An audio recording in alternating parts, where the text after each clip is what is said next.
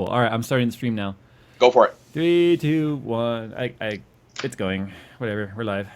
Hey, what's up, guys? Welcome to another episode of Tech Talk, where Jerry actually showed up. I know that's a rare occurrence. Mediocre hour. You know, you want to know what's funny? Why don't you tell everyone what just happened, like right before the stream started? My mic died. Like, it was like, it's like 4:55. Yeah. My Audio Dead. Technica A2020, like my single favorite microphone in the world, and it's only my favorite because I own it. It just died. It just petered out. Literally was working 1 second and just died. And we troubleshot the hell out of it, and it's dead, Jim. Yeah, that I don't know. Yeah, I'm kind of glad now. I actually had I have the FS5 right here. I actually had this hooked up as my webcam to use for this stream, and so I had the FS5 HDMI out feeding into a capture card, and I had it all set up, and it had nice bokeh, right, and it looked really good. And I thought, you know what, I don't want to bring that level of professionalism next to your webcam footage, especially with the way Skype likes to compress you. And then on top of all of that, at last second I was like, no, I'm just gonna do the webcam. Screw it. I'll make you a deal. But then right when I decided like I'm not gonna do that, you were like, my mic died. I'm like, okay, screw it. I'm not doing it. You know what I'm gonna do? Okay, guys, next week I'm gonna be in New York, but I still should be able to do Tech Talk because I land. Yeah, I can. I'm checking into my hotel, and I don't think I leave. There's a maker party that afternoon. I'll have to see what the timing is, but. If by some miracle I make it to Tech Talk next week, why don't I take my...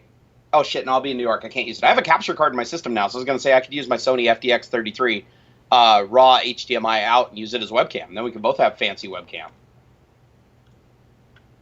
I think what I took away from this is we have about a 50-50 chance of Jerry being absent again next week. I'd say it's more like 40-60. 40-60 that you're going to be here. 40 that I won't be here. No, I'm going the other way. You think I'm going to make it? I'm going the other way. So I want to show something here real quick. Oh, wait. I forgot to run the intro. Hold on. Damn what it. The fuck kind of amateur? Oh, God. Now we're demonetized again. Damn it. Intro song. Yay.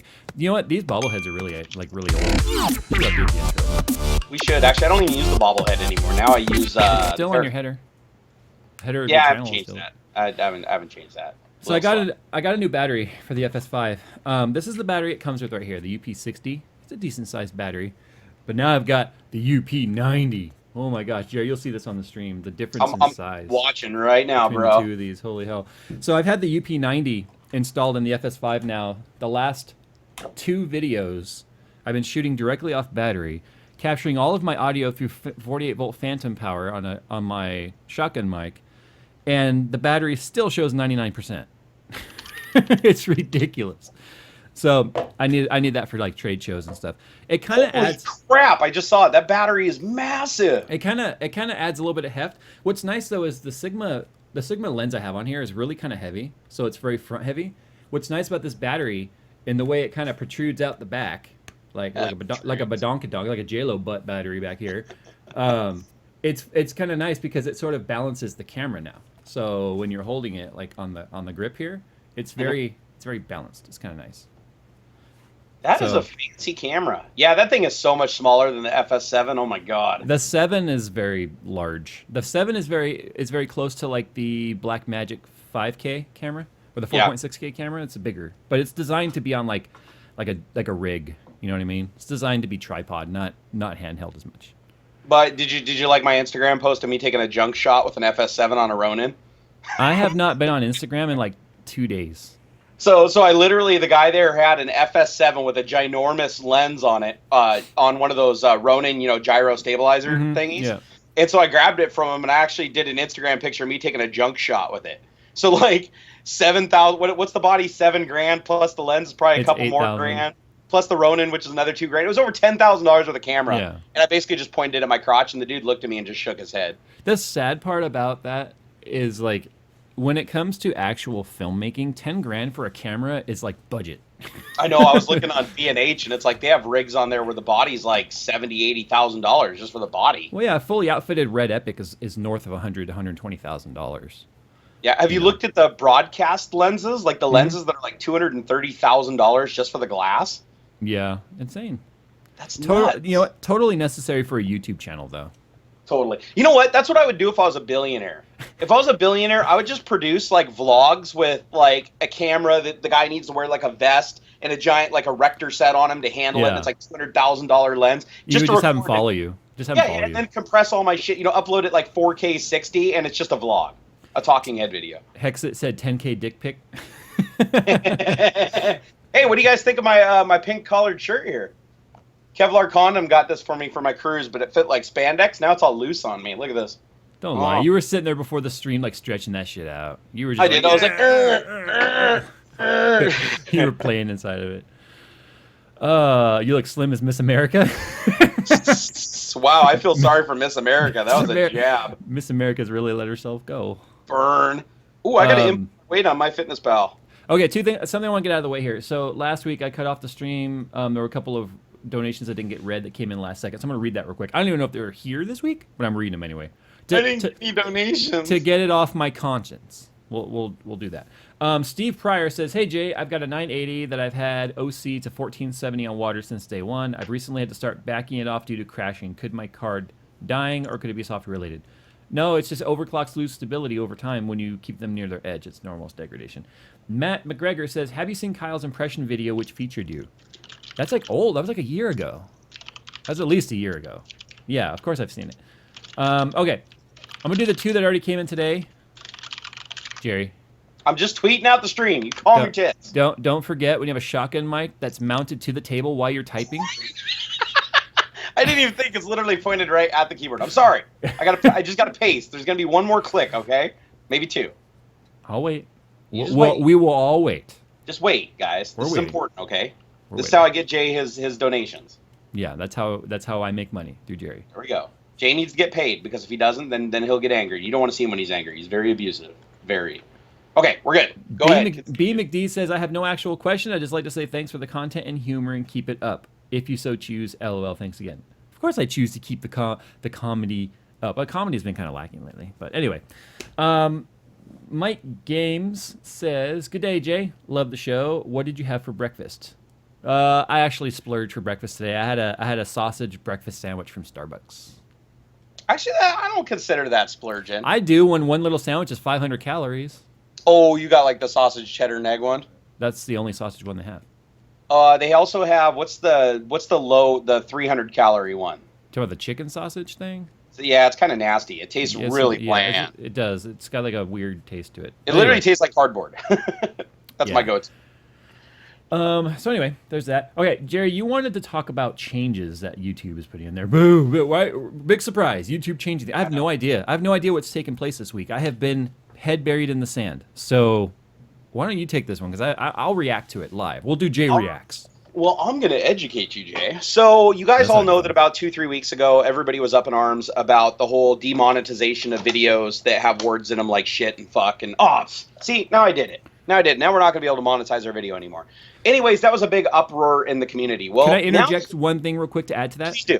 Please do. If you guys have not looked at closed captioning lately on the videos, it's gotten pretty good, actually. Wait, like working or funny? No, like really good. Like it used to just be so far off it wasn't even funny, right? It was just like it was so bad. It was funny to turn it on just as a joke, right? No, now it is incredibly accurate, scary accurate. So it makes sense that they could actually demonetize you based on curse words embedded in the video that you say because it literally is transcribing the video into audio into dictation, into words while you're doing it. So this is not good. Yeah, it's actually, so I was wondering, like, man, the CC on this is so bad, they would never know, right? And then I thought about, like, well, if the CC is so bad, sometimes it's like, in one of my videos, people were tweeting me because the closed caption said I said the N-word in it. Like, the closed captioning showed that I said the N-word, but I didn't. It's like, what if it demonetized me because it got a word wrong, right? Something tells me that they're not going to use that to demonetize so much, they're just going to use it to flag it for, like, human intervention. Yeah, like except it is in the terms of service about vulgarity and excessive language. Well, stop dropping the freaking N-bomb, dude, and you won't have that problem. Why do you gotta be so racist all the time? I have to rewatch that video. I don't even remember what I said, but it was like literally N-word. N-word. It did that. It put that in closed captioning. I was like, we'll refer to it as the Clarkson moving forward. All right, so continue on. Okay, so this week, YouTube dropped another bomb that, of course, got everybody up in arms again. I mean, they're doing this like back to back. So they announced something called the YouTube Heroes program, and it's launching soon. And the way the YouTube Heroes program works is anybody can actually go and flag other people's videos, which is nothing new. Everybody could do it right now. But the difference is with the Heroes, for every video you flag that's taken down successfully after human intervention, you get a point. You get points assigned to you. And then those points basically build a clout system so that YouTube takes you more seriously. Oh, and then you can go flag other videos, and then you have a higher probability of your flag being looked at by an actual YouTube employee and having the video taken down. So it's a relevance meter. Like right, basically. So this person has successfully flagged 50 videos for being, in true terms of service violation. So YouTube will put a little marker on this guy's account that's like, hey, this guy's reporting something. Someone should go and look at this quickly. So the idea is they're trying to combat false flagging, right? They want people with clout to actually... Except they're giving incentive for people to just start flagging everything. Exactly, and that's why everybody's really pissed right now. Well, okay, as long as the automated system doesn't just automatically take something down because someone flagged it, I guess that's all right. But the problem is some of these YouTubers will do a call to action of their viewers, right? Like a certain person in the drama community who will remain nameless because he doesn't deserve a name drop, was notorious for sending his viewers like, everyone go flag this video. And what happened is the automated system would be like, hey, 25,000 people flagged this video. We should probably take it down through automation. Yep. So that person never actually, reviewed it. It just got taken down. So I'm just concerned now that if that many people now have this incentive to want to be like YouTube white knights, essentially, is YouTube. What YouTube has done here is because they don't have the manpower or the resources to view these videos themselves, they're trying to get the viewers to do it. Yeah. And they're outsourcing it to the viewers. Yeah, and I think the problem is, Jay, is they have so many false reports because of the attacking that you just previously spoke about, that there's no way to look at the real issues, and it's flooded them. So they figured that the better of two evils is to basically have the group that's invested, because you're going to have to invest time in being a good person and making sure you're flagging things based on guideline. Your rank also will be affected by you taking online training on how to identify bad videos and stuff like that. So they're forcing basically the good people to move ahead of the pack. And hopefully in the long run, that's going to fix a lot of the things. But at the same time, I think the flooded system allowed a lot of people to float by, and they're not going to be able to float by any longer because it's just going to draw a big, huge, like, attention meter right on their face. The fact that they call it YouTube Heroes, they should have just called it YouTube White Knights. I mean, they really should have. Because that's really all it is. They should just call it Narcs. YouTube Narcs. YouTube Narcs? YouTube Narcos? It's the YouTube Narcos, man. So anyways, they're implementing this system. We'll have to see what the initial impact is. But from what I can tell, the only way that a video actually gets taken down is if an actual YouTube employee looks at it. So don't think that the false flagging of these people indicates that your video is just going to be taken down. And the current system's and it's also targeted more at negativity. The heroes are flagging negative videos that are attacking other people, cyberbullying, and doing destructive things on YouTube. It's not necessarily targeted at finding people that are violating copyrights and stuff like that, from what I can read. That still falls under the old system, which is basically flagging something as violating a copyright, which is completely different. YouTube rats. YouTube rats. That's a good one, actually. I'm all for it if it brings down channels like the drama alerts and stuff. I'm all for that. I agree. Well, drama's just been blowing up, though. That's the thing is, I think YouTube is really responding to it because, like most of the channels, when you do searches now, they're all drama, they're all pranks, and they're all response channels. And so React channels? Or React channels, where everybody's basically just copying the content and going and stealing all the revenue from it. Yeah. So I think YouTube is really combating that. And the other thing that I hope will come of this is once they get rid of all these bad channels that are basically being destructive to the community, that are eating up all the ad revenue, because people like drama, right? People they don't care about what's happening behind the scenes with people getting destroyed. They just like the entertainment value of the drama. Yeah. So YouTube needs to remove that. Then the advertisers, hopefully revenues will come up on advertising. Advertisers will be happier because their ads will be running on videos that follow guidelines and stuff like that. So I think it's a good thing, but I also think it's kind of bittersweet because, like you said, I mean, there's a fine line between following the rules and not following the rules, and how granular they're going to be and how YouTube is going to react in certain cases. Are they going to flag a video because somebody says shit once? Are they going to flag a video because somebody drops the F-bomb? Are they going to flag a video just because somebody implied something sexual? Ladies, You know, these are the things we don't know yet. I literally put a user in timeout who said that Keemstar was a good YouTuber. I timed him out. I felt good. I felt good. No. It wasn't a fart, guys. It was my chair. Listen. What's that? I can't do it now. Damn it. How come you're like when you slide in your chair and it's like brrr, and it sounds like a fart? You're like, no, it was the chair, I swear. You try and show how it was the chair and it won't do it again. Your chair is like it was a fart. Whatever.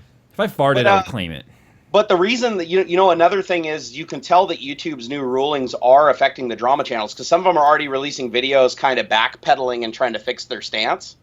Like I've already seen a video from Keem basically saying, "Oh, I'm going to start reporting on positive stuff in the community, and I've been too negative this last year." And it happened literally right after the Heroes announcement. Right. So he's basically just telling his audience that he wants his money back because they demonetized all his videos. So he's going to start trying to create content that falls within the realm. He knows that positivity does not bring the viewership he gets. It doesn't. He knows that. So I'm curious how they're going to have to cope. I mean, because there's a lot of channels hit by this. The thing that really hurts, though, is there's a fine line between the drama channels and the news reporting channels. Because there are news reporting channels that are like, hey, this crap is going down in some country or something like that might show something semi-graphic or have the context, involving some of the things that are against the guidelines. They're going to get hit, too. Yeah. So that's the thing I guess YouTube is going to have to figure out is how do they differentiate between a drama and openly just being destructive to get views or actually doing something legitimate and positive, like Boogie's talks about suicide and things like that. Mm-hmm. Yeah, well, because keywords, right? Buzzwords that'll trigger stuff. So I see comments about the donations and stuff. Guys, yep, YouTube does miss donations. Apparently, somebody wrote something and told Jerry about it. That why don't you tell them what you told me before the stream? Oh, yeah. So somebody sent me an actual script. Here, let me see if I can find it really quick and open it up. I don't see it. What? I love the name of it. So let me pull it up again. It's basically replace Hobbs. is the name of the script, as I gathered, and the whole purpose of the script is basically to pick the donations out of the comments and not miss them. I haven't had a chance to look at the script, but it is actually checked into GitHub, so it is a real thing. I verified it's there. Here's the problem, though. The donations that just straight up don't show up isn't Hobbs' fault, and YouTube is notorious for not even displaying it, period. That's correct. So the script may very well not do anything, but if it does work, at least it'll be something that maybe we can mobilize and it'll make Hobbs' life a little bit easier. Yeah. Because we like to make Hobbs' life easier. I mean, we pay him a lot of money. He should just do his damn job. I wish, even if YouTube sent an email notification that was like, you got a donation, here was the comment, then I could read through the emails like you do with your PayPal. But they don't even do that. They don't even give me that. So... Yeah, so if you guys donate to me, I always see your donation. Actually, that's not true. 2 weeks ago, I remember I missed one also that came in like 3 hours later, and I replied via email. Well, it does still rely entirely on the email system. So. And I do have 4 donations that came in. Guys, if you donate via my PayPal link down in the video description, I actually am receiving notifications in my email box, and I will read them a little bit later on the show. Jay and I usually go back and forth. Okay, here's an example. Here's an example right here. September 20. Okay, 5:11 p.m. A $5 donation came in. Another $5 at 5:11. Another $5 at 5:11. Another $5 at 5:13. 5:13. 5:13 at $10. None of those have comments or a name. It just says donation and an amount. So unless they're like able to anonymously donate, that might be a clue as to the ones that are being missed. Yeah, and the other thing is the YouTube donations tend to get truncated. They only allow so much text, right? Yeah, and what's funny is sometimes they eat up that text where they're like, hey, my last comment got cut short because for whatever reason it wouldn't allow me to put in the whole text. So I was just wondering that if, and then it's like cut off again. Because they use up all their character limit. Yeah, 2 weeks ago we had one guy. What did he donated like 3 or 4 times because his stuff kept getting cut off. It was like a segment at a time. But I felt bad for him because every single time he did it, he explained in the beginning about why he was donating again, which would then cut it off again. And the thing is, PayPal does weird things too. Like PayPal sometimes will truncate after 3 sentences, and here I'm looking at one donation that looks like a small novel. Yeah. Sometimes it does, sometimes it doesn't. So guys, the system's really screwed up, but we do appreciate your support, and we do try to respond. And if I miss one of your comments, guys, I will respond to it after the show on email. I go back through the PayPals on my email and respond to the ones that I didn't get on the show. So I apologize if we don't get you on the show, but I will respond. But yeah, I am comparing the fan funding window that pops up, which is like a little 3-inch by 2-inch window that doesn't give me anything other than a tiny little window, and I'm comparing it to what Hobbs is putting up, and they don't always match. So guys, we're doing the best we can. We don't intentionally, because I've gotten some comments like, "Hey, you missed my message," and I think that's fucked up. It's like, hey, we're doing the best we can. YouTube does not handle donations very well. The only time Hobbs really screws up is when he's drunk, and in that case, it's starts putting music lyrics in there. Yeah, that was pretty funny. You got to admit that was pretty epic. All right, Charles Phillips says, "Hey Jay, I have a i5 6600K. Is it safe to run it at 4.7 gigs at 1.4 volts? I'm using a Corsair H100 V2 CPU cooler and tell Jerry he looks fabulous." I wouldn't go over 1.35 personally, so I would go with whatever's stable at 1.35. Osh1360 says, "Tech question: building a new PC. He has an X99A MSI Gaming Pro Carbon Mobo, a 6800K, and he's got 2 kits of 2 x 8 GB DDR4. Would this work, or should I return and get 4 x 8 GB DDR4 kit?" Okay, so you have 2 kits. It's the same thing. His question was actually about the memory. Two kits of 2 sticks of memory is the same as 4. So if you get 2 kits of 2 sticks, it's still 4 sticks no matter what. So just keep what you got. Epidemic says there's no channel issues. No. He's asking if he should replace his 2 individual 2-channel kits. So each kit has 2 8 GB DIMMs in it. So he's got 4 8 GB DIMMs total. Yeah. Or if he should replace those and get a single kit that has 4 DIMMs in it. It's the same either way. It's like 6 one way, half a dozen the other.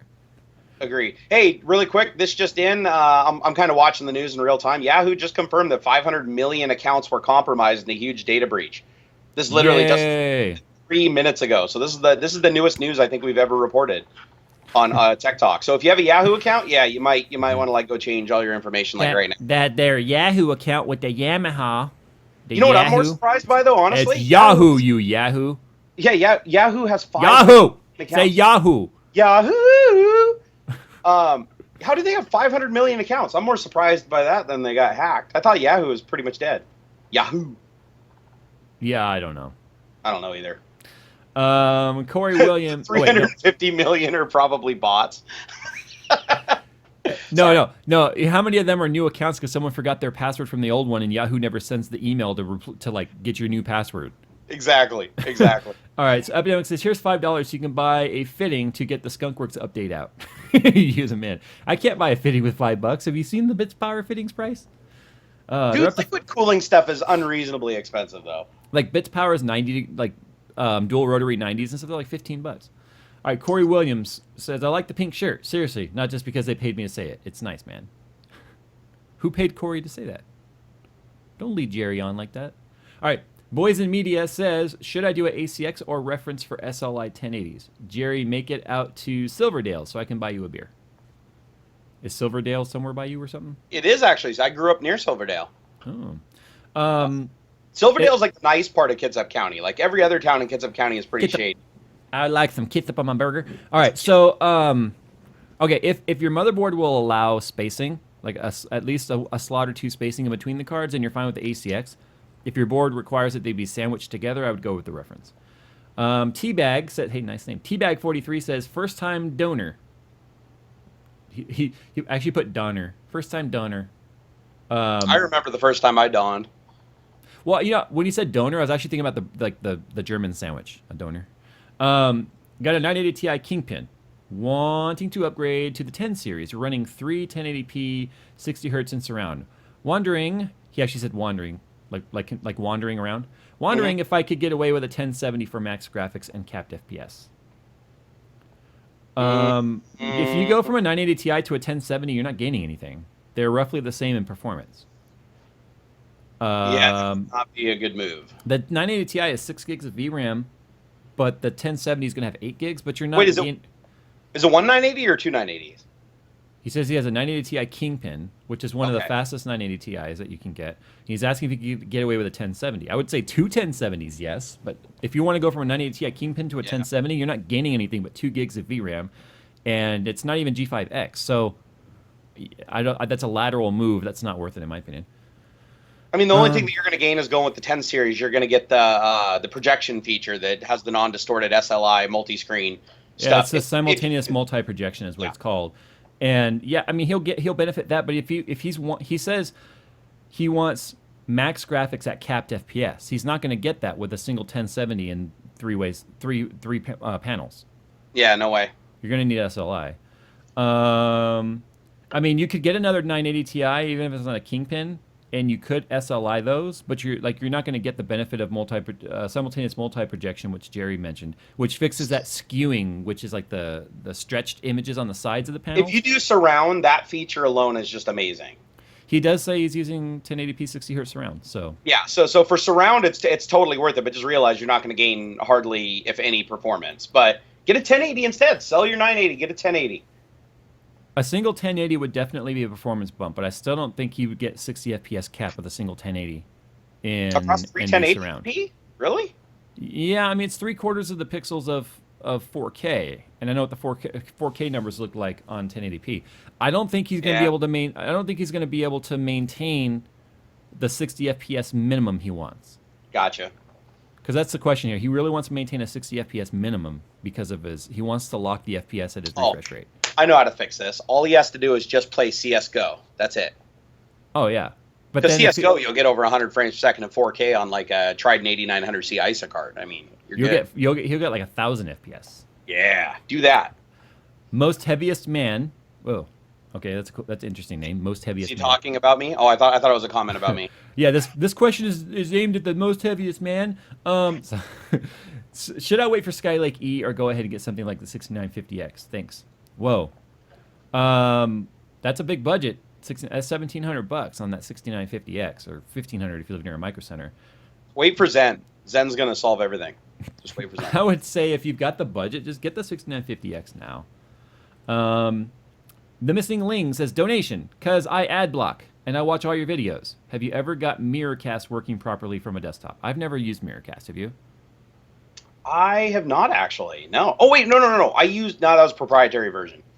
Yeah. I have the Intel stick that does the real time transmit through HDMI wireless, but I've never actually used Mirrorcast. Okay. It's cheap, and I hear it works good, and I hear it's relatively low latency. People play games and stuff on it, so try it.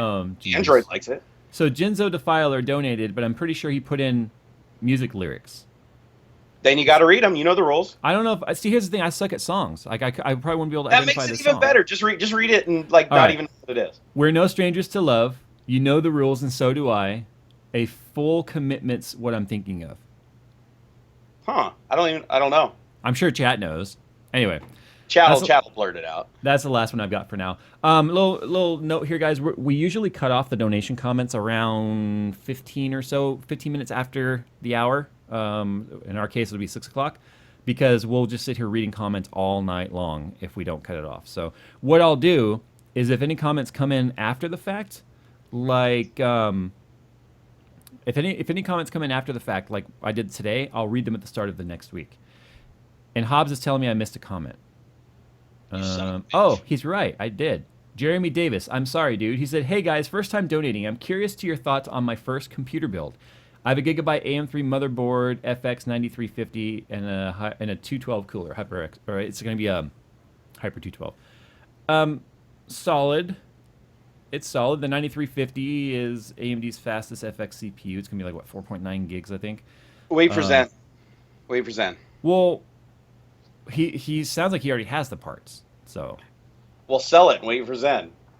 You heard it. Sell your stuff. I'm telling you, Zen's going to solve everything, man. Somebody told me that Zen is going to be so fast, it's going to make the Intel Itanium look slow. Most heaviest man says, I do have a big budget. Thanks. Put your money where your mouth is. Let's see a $100 donation. No, I'm just kidding. Yeah. I'm just kidding. I don't want to see your PC parts picker list. I want to see a copy of the receipt. I want to pull the chat here on something real quick. Oh, Jesus, a bunch of donations just came in. I'll read them here in a minute, but I got a ton, just so you know. Because your email pushed or fetched? Yeah, I did. Yeah. Okay, so someone said, oh, that's the Rickroll song. Never gonna let you down. Okay. It didn't sound like the Rickroll song. Well, probably because I read it, and I didn't, like, you know. Anyway, so what is this? YouTube contest to change the world. No. Okay, so I have a question here. CES is coming up. Now, I didn't go last year because I wanted the time off. I couldn't afford the trip, and I didn't want to do sponsors or do crowdfunding. Now, 2 years ago, I went to CES and I didn't want to do sponsor spots. So I did a like a crowdfunding for it. Okay. And I was worried when I did that. I was like, man, people are gonna be like, dude, you're a YouTuber, you know, you shouldn't be doing crowdfunding. And it's like the point of that crowdfund was to pay for CES, and anything that went over above and beyond the goal, which was like it reached like 4 times the goal, I put back into equipment to put into the channel. This year I'm going to CES. I've already booked my hotel. To give you an idea of how much one of the cheapest hotels in Vegas to stay in for the week of CES was over $1,500. To give you an idea of how expensive it is to go to CES. And that's just one room, and I still want to fly out a cameraman. So it's really expensive. And I'm torn here between whether or not what the audience's point of view is, or what their opinion is on whether or not you guys think it's good for a YouTuber to try and spread out the cost of that amongst like fan funding through the channel and have no ads on any of the CES videos, or if you guys would rather just see the content brought to you by Corsair, EVGA, whatever. I'm curious as to what the general consensus is, because I try and put myself in the perspective of a viewer, and I think as a viewer, if it was like, let's say I was a fan of yours, Jerry, and you're like, hey, I'm going to CES, you know, if like a couple bucks here and there from everyone pays for the trip, right? That's not a big deal. But people complain and bitch about ads all the time.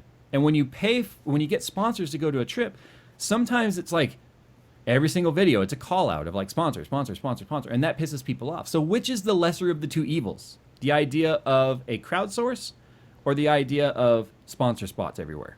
What do you think your opinion is? My opinion on it is you need to stop listening to all the negative-ass people. If people want to support you, they're going to support you. If people like what you do, they're not going to care about the ad inserts. The people that complain are the people that don't want to support you in any way, shape, or form. Yeah. That's my thought on it. Well, you know, I was surprised because I had a $1,250 goal 2 years ago for the CES trip, and that was what I figured was about half the price of the trip, right? So I put up all the money for the trip beforehand. And then I was like, well, if you know, everyone was like, you should just do a tube start. So I did that, and I put a goal of $1,250. Well, we reached 6,000, which I thought was interesting because I put in there a goal. People saw that we achieved the goal, but the donations just kept coming in, which I thought was really interesting.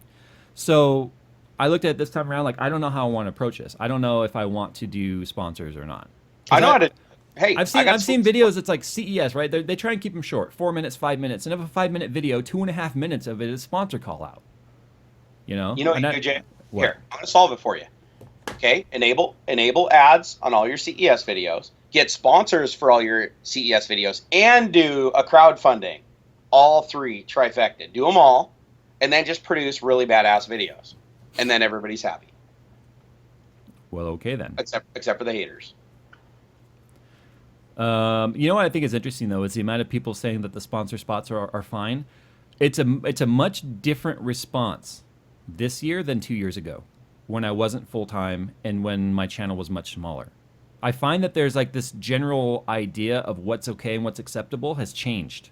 The bigger a channel gets. You've built up to it though. That's the thing is like ads and pre-rolls on your video are commonplace now. Like people are used to them. Like when I watch it, they integrate so well, and I'm just used to it that it doesn't bug me. Yeah. If you do like I do, where you just put one in like every 10th or 11th video, it like throws everybody off. Like people really are bad. missing, but people are missing the point. I'm seeing everyone's kind of like this. They took the idea of ads and they just applied it wrong. For instance, I saw it go by real quick, and they were like, ads are okay as long as they're funny skits like the Fractal Design ads. That's not what you get at a trade show. You don't get a minute-long, funny, satirical ad like that. You get a, you know, this trip was brought to you by Corsair. Go and check out their new, and you have to do that for all the sponsors, and that adds up. And it's not going to be a skit. It's not going to be like funny, happy-go-lucky. And I think if people are thinking that it's going to be like that, that's not what you're going to get at a trade show. The sponsors get mad if you put an annotation down the bottom. It's like skip to this time index to get past all ads. Absolutely. Absolutely. In fact, a lot of the campaigns and stuff that I've been a part of, it's specifically in the contract that you cannot do a skip button. Oh, I know. I've actually signed some of those contracts. Remember when I used to do pre-rolls for Linda? It's like you cannot annotate a skip this ad button. Yeah, and then LinkedIn bought Linda, and then Microsoft bought LinkedIn, so that screwed me. It doesn't really matter though, because down in the comments, people always put in the little skip button themselves anyway for everyone to click.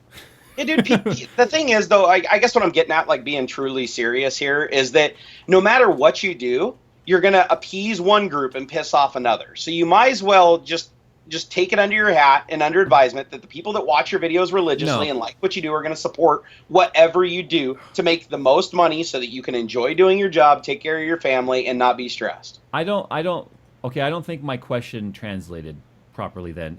I'm not asking what's going to not piss people off. I'm not worried about pissing people off. I'm just curious of the two, because both of them do have a bit of a negative connotation with them overall, ads and crowdsourcing. Both of those are looked at negatively generally. So to be fair to say that you're more interested in what pisses off the group the least. That's why I said, which is the lesser of the two evils. Okay, so you still care about whether they're pissed off, but you just want the less of two evils. Okay, if I truly didn't want to piss them off, it would be 100% out of pocket, no crowdsource, and no sponsors, in which I take all the blunt of it, and then people still bitch about the videos, and I'm not okay with that. You know what, honestly, the answer to that's going to be, I can tell you right now, is going to be to just crowdfund it. Because the thing is, the people that like what you do are going to pay for it, and then there's going to be no ads in your video, so everybody that didn't give you a dime is still going to be happy that there's no ads in it. So it's like win-win across the board. It just kind of sucks, though, for the people that would bitch about the ads, but then not be a part of the crowdsource, get to benefit from those that did. You know, I know, that kind of sucks. But that's always going to happen no matter what, right? Yeah. I mean, there's no dodging that. But so honestly, then the lesser of the two evil really is to do the ad spots, because then you're not taking the benefit of people who were donating to keep ads off of the videos. They aren't helping benefit those that were just unwilling to participate or still want to bitch and complain or run ad block or whatever. So I think the lesser of the two evils then is to just do the sponsor call outs, because then everyone just gets the same experience without being out of pocket. Or like I said, just do them both. That's the ultimate fair experience, because then everybody helps you out and the other group still has to watch your ads. There you go. I just need a really rich friend who really likes YouTube. That's what I need. That's what you need. So I already got mine. Kevlar condom. Oh yeah. Anytime Tesla's got something new, you're guaranteed to be on the front page of it. Although I'm not allowed to ever talk about Tesla stuff again, really. And I'm banned for life from SpaceX or something like that. Oh my God, how'd I end that situation? Stop talking about AIDS. Do the sponsors. Well, I have a bajillion donations here, so you mind if I work through some of these, mister? I do mind. Go ahead. Well, you shut your dirty whore mouth. Oh, damn it. Flagged again. Jeez, why does this keep happening? Go ahead. Let's see. We have Mitchell Salon said, sup, still using Hubs for donations. Oh, and here's the comment right here. Yeah, you should try this. I made this some times ago. It's the GitHub script. It's called YouTube Donation Checker, but he said, sadly, it starts at 2 a.m. on Friday, and I'm never able to watch live due to work. P.S. Jay's a dickhole. But anyways, he gave me a link to his GitHub script. It's called YouTube Donation Catcher, if you guys want to go look at it on GitHub. Let's see. Next one is from Draghi Ristevsky. We've seen him before. Oh, call me Dan. Hey, Dan. Sup? What do you think is the best OC software for the Asus Strix 1060? The Asus stuff is shit.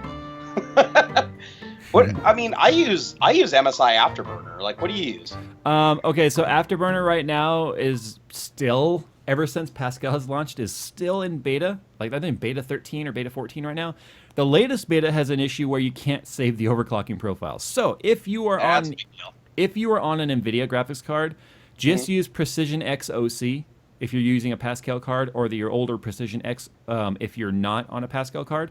They do have support for Titan X Pascal now, which they didn't have a couple weeks ago. So cool.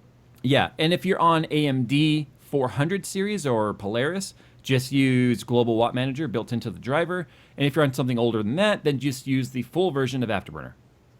Nice. Yeah. Mitchell Chalker said, love the great show. The work I'll give Jay some love to. So apparently you got some love. All right. Enjoy that love. Joshua Hendricks said, just wanted to say hi. I'm cheering you on for the weight loss. Thank you so much. 2 years ago, I lost 60 pounds, went from 230 to 170. That's pretty good. With MyFitnessPal doing the same method. Go Barnacles. The weight loss, surprisingly, I'm finally falling into it where it's I'm not hungry every day. It's actually working. I'm very, very happy with it. Hold on. I got to clarify something. Tom Entertainment says, XOC doesn't work with my 970. I just said if you're using something older than Pascal, use Precision X, not OC.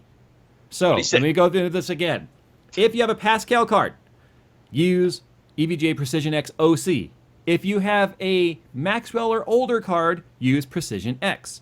If you have a Polaris AMD card, which is a 480 or 470 or 460, use Global Watt Manager built into your driver. If you have something older than a 400 series AMD card, use MSI Afterburner full version. There. Damn, Jay. Someone's going to be like, yeah, but it's not working with my 970. So Nicholas Sarzinski said, hey, Jay. So this is targeted for you, even though he sent me the donation. Probably figured YouTube would drop the ball. Yeah, he said, I asked this a few times last week, but YouTube may not like me. Okay, so now we know. So Jerry gets to read it. I got a longish question. Okay, settle in. I'm going to speed read this. I have a custom loop building cooling for a 6700K 1080 FE and the Mobo VReg. Everything is at stock speed and voltage, but while gaming with max settings, the CPU reaches 70C+, which honestly is now hot, but the GPU never seems to get past 36C. Okay, that's an issue. For shits and giggles, I have 3 triple rads with great flow rate. The blocks are all EK. I reset the Mobo to default settings, resetting the CPU and the CPU block, and still have the issue. I also have the same issue when I had the 1070 before I upgraded to the 1080. It's not my first WC rig, but my first PETG WC rig. The Mobo is a ROG Maximus C8. If that helps, is it possible the core temperature readings are just wrong? And he sent me a picture, and it basically looks like your Skunkworks build, like he replicated it. What was the question? I don't understand the problem. He's basically saying that his GPU is never going past 36C. Look, Red Mist, both of those GPUs never went past 36 to 38 on water. That's normal. Yeah, so that's like, I've never seen somebody complain that their GPUs aren't getting hot enough. He probably thinks they're not loading up enough. They are. Like, they're fine. Just monitor the GPU usage. Make sure it's going up at least 50-60%. In SLI, depending on the game, they might not go to 100, especially if you're running any sort of sync technology. They're fine. Like I said, Skunkworks or Red Mist overclocked reached 38C on water. See, that's insane. That's wild. So I know you can't do that on air. So hey, kudos to water cooling for that.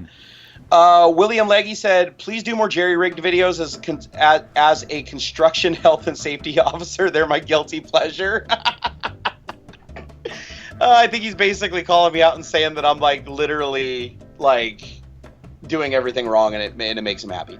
Charles Rivas said, Jerry and Jay, what do you think about the Chris Perillo rant he made on the iPhone 7 Plus? With all the videos I've seen on tech reviews, no one has mentioned the issue that he is so passionate about. Is this the frame skipping issue? If you're referring to the skipping issue, I completely agree. Chris has gone as far as to call everybody liars. Well, Chris is intense. He's an intense guy. Chris is intense. Chris is on a bit of a I'm gonna choose my words carefully here because I like Chris. He's a good guy, but he's a very good guy. He's very passionate, but he's on a bit of a crusade against Apple at the moment because of apparently frame drops in 3D rendering mode and stuff. So I don't know if you saw my conversation with him on Twitter. I was like, dude, you're fucking nuts. I don't have none of these problems with my phone. He's like, it's just there. You're not seeing it. I'm like, well, then that doesn't affect me. And he's like, blah, blah, blah, blah. He like went on to all the reasons why it should bother me. And I'm like, I don't see the issue. It's not affecting me. I'll be honest. But the thing is, he went as far as to say, like, he put out a tweet that basically said, all the tech reviewers are lying to you. Like, there's some big conspiracy cover up here. Coming from an iPhone 6, so I never had a 6S, which I believe the 6S Plus was where his crusade really started against Apple. I never experienced that generation. Coming from my 6 to the 7 Plus is night and day difference in terms of smoothness, battery life, and all of that. So I feel like the phone performs just fine because I'm used to all kinds of stutters and lags and skips on my 6. So I'm going to agree that Chris is right. It does skip frames on the 6 Plus and the 6 and the 5 I had before it. Ever since they released, I think it was the iOS 8. When it came out, I did notice the frame skip, but it's so minor. And if you use Android, it's like use Android for 5 minutes and you'll never notice it again. But I think it's one of those things where it's like Chris was just so used to it being as smooth as it used to be that now that there's a little hiccup every once in a while and it's barely noticeable, it's still annoying. Well, but let's face it. Steve Jobs died, and now there's no one over there cracking the whip that things need to be perfect. Because now you have. See, here's the thing. And yes, guys, I do have my 7 Plus. It's right here. If you guys are like, Jay uses iPhone, oh my god, that's sacrilege. Well, I don't care. Fuck you. So anyway, it's like, I wanted to make you spit your water out, damn it. I failed. Oh, it was close, dude. It was close. I was going somewhere with this thought. Basically, your iPhone 7, you love it. Fuck everybody. Okay, go. You like your iPhone 7? What?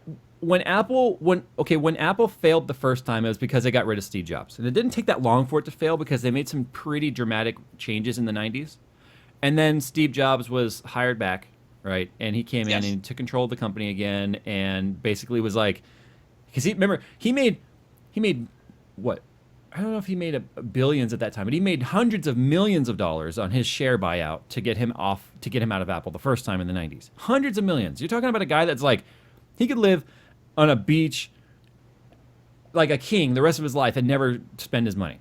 He came back to Apple, and he basically told them, look, this is my terms. You fuck up, I'm out of here. I'm not going to be any part of this. You guys got rid of me. Fuck you, whatever, right?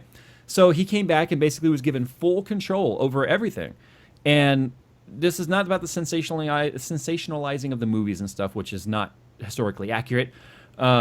He was very hands-on in a lot of the development department. That's how he became so enamored with Johnny Ive, because Johnny Ive kind of shared a lot of his mentality when it came to like things have to be perfect, things have to be elegant. And when Steve Jobs died, and there was rumors that he was sick again with cancer for like a second or third time, people were kind of speculating that maybe Johnny Ive would get the CEO position because he shared in that vision that Steve Jobs had. When Tim Cook was announced as the CEO, I looked at my wife and I said, and here comes the second falling of Apple. I don't know how long it's going to take, but it's going to happen. Because but remember, when they announced Tim Cook, they also announced that Steve Jobs gave him a 5-year plan that he just had to follow. Oh, we're not even 5 years later, and it's already off that plan. You know it. Because what happened the very next year, Steve Jobs was like, we'll only have one phone, right? One phone. Then they come out within 2 years, they have 3 on the market at the same time. Right? Watch, the pen on the iPad, like all the shit Steve would have never done, right? Right. So, but look at who Tim Cook was and is versus Steve Jobs. Steve Jobs was whether you hate Apple or love Apple, he was an innovator that he believed, what he was doing was the best way to do things, whether you agree with him or not. That was his vision. And he ran his business that way, which is a good way to run your business. Tim Cook ran the money side of the business. He was the operating officer. He was the chief operating officer, whose entire role in the company was to make this thing get in your hands as cheap as possible. Okay? Tim Cook is quite literally the Steve Ballmer of Apple. Yes. His job was to get this in your hand at the lowest price possible, maintaining these standards that Steve Jobs set.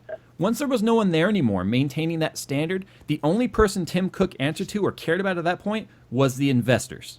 And the investors wanted it to be as cheap as possible. So that's what you're getting now, is you're getting half-assed software, and you're getting every single phone now seems to have some sort of issue. Like mine has the coil whine. All the 7 Pluses have coil whine in it. If you put your ear up to the back of the phone, you can hear Hashtag Hissgate. Yeah, and when I heard that, I'm like, really? And I put my phone up to it, took the case off. I'm like, oh yeah, there it is. Put the case on, it's a lot quieter, but it's there. So, and what was one of the best features of the iPhone was the DAC, and it was amazing. Yeah, like the 6th generation and everything before the DAC was amazing. People loved it because it rivaled like audiophile level, pocket music players and stuff. Yeah. So anyway, my bottom line is I still like the phone, but the Apple culture. I obviously don't assimilate very well to the Apple culture. No, I don't either. Never have, never will. I did buy love the product. I did buy an Apple Watch Series 2 for the wife though, because she really wants one. I'm like, whatever, whatever makes her happy, I don't care. I did try and kind of talk her out of it, but it wasn't working. So anyway, the Series 2 though is supposed to be a lot better than the one that you have. Don't know, don't care. It's a pre-order. So anyway, I can understand where I got way off topic. Where Chris Pirillo's passion comes from, because he's he bleeds Apple blood, right? He expects excellence from that company. He does. He bleeds Apple, and everything that the company was from 2007 through about 2013, 2012 was was what he expected. And the problem is, we're PC users, so we're the most forgiving group ever. We're used to having to modify our host files and all kinds of shit. Our phones should come with a Control-Delete. Yeah, pretty much. Normal. Yeah, well, that's the thing, right? The first thing I tried to do when I got my new iPhone was oh wait, there's no home button now. It's not a button anymore, right? It's how do I soft reset this thing? I'm like, oh, now I have to hold volume down in the power button, because I use soft reset all the time. But anyway, it's gotta be weird. Adam Brown said, "Hey Jerry, love the content. Keep up the good work. Unlike the guy on the other side that uses money for new equipment and stuff." Oh my gosh, you guys are terrible. Let's see. Michael Moeller said, "Yo Jerry, I know you get swamped, but I want you to see my studio scale Star Destroyer project that you started me on when you mentioned your 3D Doodler vid. Ultimaker and Inventables need to know you sold me, bro." He said Doodler. Oh, wow. So he did a... Wow. Okay, that's huge. He made a giant Star Destroyer. Go check it out. It's baselineproductions.biz. He just brought down the website. Yeah, I know. We just got him like implicitly DDoSed. Let's see here. Especially when it's a .biz. Eric T says, "Hey Jerry and Jay, recently upgraded to 6700K, and I'm using a 212 Evo cooler at stock speeds and ATA 64. I get a max of 73C. Would it likely be okay to overclock? Would I hit a thermal issue with the 212?" 73 isn't that hot. He's saying his 6700K is hitting 73C on his 212 Evo cooler. He wants to know if he has more headroom for overclocking, or if it's going to hit the thermal limit. A little bit, but once you exceed the thermal capabilities of an air cooler like the 212, it will exponentially get hotter, like really hot, really fast. So I wouldn't go over 80C while under load. 85's kind of pushing it. Once you hit 92, it's going to start to throttle. So what's the shutdown temperature on those? 105. Wow. Yeah. Holy crap, those things get hot. But it will start to throttle over around 90, between 92 and 95. It will start to throttle, and then once you hit 100C or above, it will like straight up start bringing cores down below base clock. Honestly, I would rather have slightly low speed than running the risk of it being faster initially and throttling, because that's going to cause all kinds of issues. Yeah. Let's see here. Carlos Campos said, "Hey guys, excellent. You guys actually inspired me to build. Inspired me for my build. The question is, in the case a GTX 1080 Ti comes out." Oh, here we go. Speculation. We know Jay loves that. What do you think will be better overall, the 1080 Ti or the Titan XP? I mean, the Titan XP. That's a dumb question. I hate they're not going to build a Ti that's faster than the Titan. That would not make any sense at all. Here's what's going to happen. Tell us, Jay. Okay. I retract my "that's a dumb question" response, because here's what inevitably happens. You're going soft, bro. No, I'm looking at it from a different perspective, and I see that my bass trap in the corner is getting ready to fall down on my head. Anyway, it's like coming off the wall over there.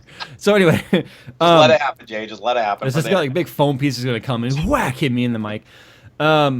So the Titan is locked down. It's only sold by NVIDIA. It's not even sold by any third parties. You can't get it through Newegg or Amazon. It's only sold through NVIDIA.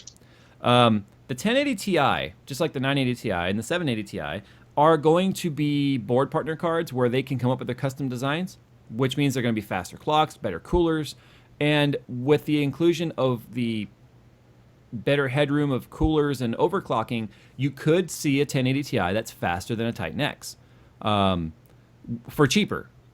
Now the question is, what's that going to cost? When a 1080 is $700 average, and the Titan X is $1,200, where does that put it? $999, $949, or are they going to do like they did with the 700 series? Is the 700 going to go from $649 down to $500, and then the 1080 is the 1080 going to go down to $500, and then the 1080 Ti going to slide into that 700 spot? So I don't know. So if we're talking overall performance per dollar, then yes, the 1080 Ti is the better bargain. But if you're going to do something like water cooling or put on like an Accelero air cooler or something on a Titan, you could see better performance out of it. So it's kind of a double-sided question, really. What would be the benefit of creating a Ti card at all at this point? Why not just drop the price of the XP over time? Because regardless, you're going to be stuck with those GP 102 cores or whatever they are that didn't meet the spec for Titan X, and what are you going to do with them? So you're going to have the binning. You look really confused. Okay, so the 1080 is a different core. It's a GP 104. Okay, and then you got GP 106, which is the smaller core for like the 1060. Okay? Okay. So you make the Titan X, right? And it's got 3,500 CUDA cores, whatever, 3560, something like that in there. Yes. Okay? You're manufacturing these, and inevitably you're going to have cores that didn't meet the cut, that were not good enough. There's no lower spec GPU already out there to throw them in like a 1080. It's a different core altogether. Okay, no, that makes sense. I see what you're going to bin them into the compromised. Right. And that's Titan why chip, that's why the basically. Titan is always out before the TI model, because the TI is pretty much a derivative of the binned Titan cores. They're literally just stockpiling the defective cores that they're going to just put on these boards, disable the CUDA cores that are broken, and call it good. Pretty much. Which is actually typical for a lot of people don't realize that most CPUs that you buy, well, actually all CPUs that you buy, the speed and the model number, they're all the same. They're all created from the same die. It's just which ones are more efficient. Right. Than the other ones. Like, the CPU that runs at high temperature and requires more voltage is a lower model and therefore sold cheaper. But yeah, it's completely a crapshoot. Jaysplaining. Someone just referred to that as Jaysplaining. So Jeremy Davis said, hey, Jerry, I'm giving you the same amount to you as I did to Jay, if it even shows up on his side. I did my first build not long ago, about 7 months ago. Can I have your opinion on it? Gigabyte AM3 board with an FX 9350. Is he trolling me? It's AMD. That's a question for you. I wasn't listening. He wants me to know. He wants to know what I think about his AMD build. Okay. Okay. So let me finish here. It's a FX 9350 at 4.4 with a 212 cooler. That's popular cooler. 40C unload. So wow, 40C idle temperature. That's AMD for you. R9 390X XFS 16 gig DDR3 1 terabyte hard drive Corsair CX750 power supply, and my monster is a 55-inch at 60 hertz. Yes, I love people are using these TVs. Not a huge budget, but willing to save for it if the performance is worth it. Honestly, if you're on a budget, I mean it's a great build. I know I give AMD crap all the time, but honestly, I don't see any problem with that build whatsoever. The 55-inch TV you're absolutely going to love. You're not going to be driving 4K, really, for gaming, so you're good. The R9, where does the R9 390X fall in the grand scheme of things as far as comparison to NVIDIA? The 390X was equivalent to like a custom 970 in terms of speed. It was kind of in between the 970 and the 980. Let me look here. Let me bring up my. I think I'm right. Let me look at my spreadsheet, because I still have every single benchmark I've ever run on a massive spreadsheet. So that's why when people are always like, this GPU is faster than this one, I'm like, oh, no. Yeah. So I've got 148 lines of data here of the graphics cards and where they line up. Okay. Do you know how many cores the FX 9350 has? 8. It's an 8-core? Technically, it's a 4-module with dual cores per module that share L2 cache. So that's where the argument comes between it's a 4-core, it's an 8-core. It's their version of hyper-threading, more or less. It's not hyper-threading. It's a physical core. Oh, so it's better than hyper-threading, but it still shares resources. It shares the cache with another core. I don't really see a problem with that. That seems like that's really optimized, actually. Okay. Wait, hold on. So you're 390X, right? Or 390X versus, what is it? Okay. I'm looking at the price. Of course, that's a stupid thing to look at here. So let's just look at, like, screw Firestrike. Firestrike doesn't give a very good accurate representation of speed. So let's use something like, let's use Far Cry. No, that's an NVIDIA title, isn't it? Okay, fine. We'll do Metro. 390X. Okay, so 1080p. Did you say resolution? Is it 4K or 1080p? He just has 55-inch 60 hertz TV. I'm guessing if it's 60, let's just assume 1080. If it's a 4K, he's not going to be gaming at 4K. Okay, so the R9 390X hybrid from Power Color, which wasn't really any faster, it was just cooler with a little bit of a bump to the speed, was 102 FPS in Metro Last Light benchmark. So that puts it, 101 FPS on the 970 SSC while overclocked. 108 was the 980. So yeah, I'm right. It's right between a 970 and a 980. So that's a screaming system, Jeremy. It's sad that I can remember that. People are going to rip on you for owning AMD, but no, I'm just kidding. I've beaten the AMD thing to death, and you know what? I'm going to keep on doing it, folks. My wife has this thing, like useless knowledge that I have, right? And we can be walking around and be like, just some random trivia, like, hey, you know why the blah, blah, blah, blah, blah? She's like, why? And I'll tell her, and she's like, useless things that Jay knows. You know what I hate, though, is I can never remember, like, the important stuff, but I always remember, like, the stupid shit nobody should ever know. Yeah, it's sad that of all these graphics cards I've ever tested, and I haven't tested those in over a year, that I can remember where it's stacked up.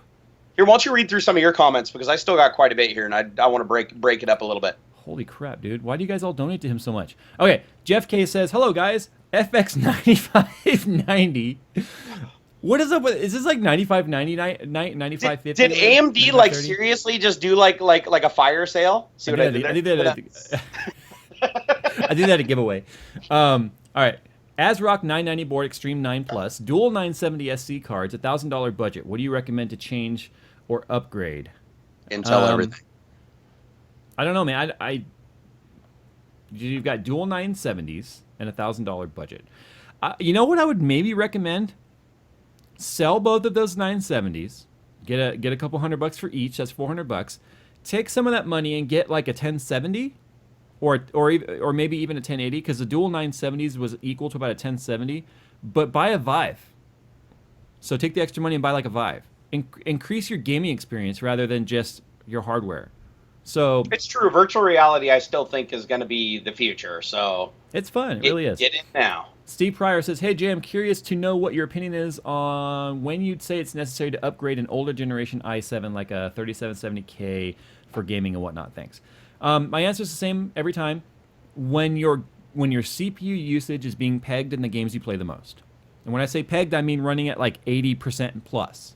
So if you're playing a game, if you have multiple monitors, or keep it up in the background, open up MSI Afterburner and make sure your CPU usage is in there, or just keep Task Manager open in the background and Performance Monitor, and then periodically monitor that and see what your CPU usage is. If it's starting to get really high, then it's potential that the games that you're playing most are becoming CPU bound, and that's when it's time to upgrade. Not all games are very CPU bound, so you could be like, hey, I'm playing CSGO, when's it time to upgrade? I'd be like 10 years from now, you know? Yeah. So I would just do that, and that applies to anyone listening. Tom, I know if 5 is supposed to be an S. That's a great name if that's real. Entertainment says, I have an 860K, it's an Athlon CPU. See, AMD night, I'm telling you. Jesus. And he wants to raise the OC from 4.2 to 4.5. Should I get an AIO to cool it? Of course. The cooler, the better, man. Especially if you're using the APU function in there. Oh, wait, it's an Athlon. Never mind. T-Bag. If you're using AMD, I recommend phase change cooling for everything. I recommend a blowtorch. Just get it over with. No, I'm just kidding. And a fire extinguisher. T-Bag43 says, me again, forgot to say he has a 900D with extreme cooling, $800. If I get 1080 with heavy OC, can it pull off the surround? Is that inches or centimeters? Ooh. 900D. Okay, if he's got a 1080, and if he goes with something that's a high clock 1080, like the For the Win of EVGA or the Gaming X or something from MSI, overclock it, then you could potentially pull off the surround. If I had 3 monitors that matched in resolution, I would do more surround stuff again. Especially, I haven't gotten to play with the simultaneous multi-projection. I had no problems doing surround in almost everything. Not at max graphics, but everything staying around 60 frames per second or better, just with two 980 Ti's. But two 980 Ti's is way stronger than a single 1080, though. Is it way stronger? I didn't realize that it was that much stronger. The 1080 was the first graphics card I got in here that finally beat my 970 SLI results. Jesus. 970 SLI was king on my graphics card for 2 years. No single graphics card, Titan or not, was beating 970 SLI, but the 1080 did, and the Titan X Pascal blew it away. Just do 720p surround, and you're golden. Potentially, though, if you lower the resolution, then you put more strain on the graphics card. How the hell does that work? Well, actually, I take that back. You put more strain on the CPU, and he's running. Didn't he say he was running an AMD? I don't remember. Oh, no, don't burn the house down, dude. I gotta look up at his other comment. No liability here, just so you guys know. Warning, disclaimer: we are not liable for AMD burning down your house. Yeah, he didn't say what CPU he has. So anyway. Okay, Blueburger says, add or crowdfund works for me. By the way, save up longer for a 1080, wait for the TI, or 2 times RX 480s. Okay, I would stay away from the 2 RX 480s based on what you just asked me about 1080 versus 1080 Ti. I would wait on the 1080, maybe another month or two, just to see if a 1080 Ti does come out. The problem is we're in the middle of the churning rumor mill right now regarding the 1080 Ti. So I would hate for you to be that guy that buys the 1080 and the next day it's like, hey, 1080 Ti came out and we're lowering the price of the 1080. That would really suck. We all know that the new graphics card always comes out the day after you commit and buy. That's how it works. Pat Lombard says, from one Nissan lover to another, love your content. Thank you, sir. Believe it or not, I'm not a Nissan lover, even though I've owned 3 of them. Yeah, I was going to say, how are you not a Nissan lover? Actually, I owned a 2003 Altima, and then I owned a 2008 Altima, and then I owned a 2011 Altima, and then I owned the 350Z and the 370Z. I stuck with punching yourself like in the gut? Like, what the hell? If that isn't love, I don't know what it is. It's not. The 2003 Altima saved my life, so I was dedicated to the car. More to love it. No, I don't love Nissan. I like the car. Okay, so this is the whole Apple iPhone, love the product, hate the company? I don't give a shit about Nissan. I don't know the first thing about Nissan. I don't know how well they handle recalls or anything. I don't care about the brand. I care about the car. The 350Z/370Z was the first time I ever got into an import tuner car, minus the DSM, which I didn't really consider an import tuner because it was built by Chrysler. But this was the first time I always wanted to play around with one. I was always an F-body and a domestic muscle guy. So this is the first time I've ever gotten serious about a tuner car. So I don't have a lot of history with Nissan other than the Altima, and I wouldn't call that Nissan love, really. I would call that a car that I could afford. The way he drives his 370, I'd say he's very comfortable. I'd get in your STI and drive it just as hard. No, you would not. Yes, I would. Yes, okay. I would. I would Next drive time your you're up here, I'm gonna record you trying to throttle that sumbitch, and we'll end up in a ditch. I would drive your STI as hard as I felt I possibly could. That's the bottom line. I would drive any car I get in on the limit I feel comfortable with. Oh, dude, do you think I'm gonna get in that BRZ up there and ginger that shit? Oh no, those cars are designed to be like destroyed. We're gonna give it all 90 horsepower. So is your car, as far as I'm concerned. There you go. I'll let you drive us there. There you go, guys. We'll periscope the ride because there is one spot where we can get up to 60 miles an hour, right, Jay? Yeah, we can get there very quickly. So it's like there's gonna be footage of us pulling away. All right, guys, we're heading over to the Dirtfish. ... And they never arrived.